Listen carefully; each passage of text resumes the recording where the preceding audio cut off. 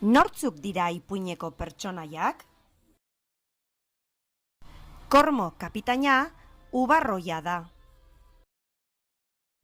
Triku kirikolatza da.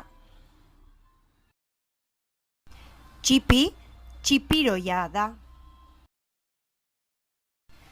Arti artea zuhaitza da. Marraztu nahi dituzu? Hemen doaz ideia batzuk. Ubarroia marraztu nahi baduzu, kirikolatza marraztu nahi baduzu, txipiroia marraztu nahi baduzu, artea zuhaitza marraztu nahi baduzu, marrazkia egiten baduzu edo animalia eta landare horien argazkiak ataratzen badituzu, bidali mesedez. Eskerrik asko!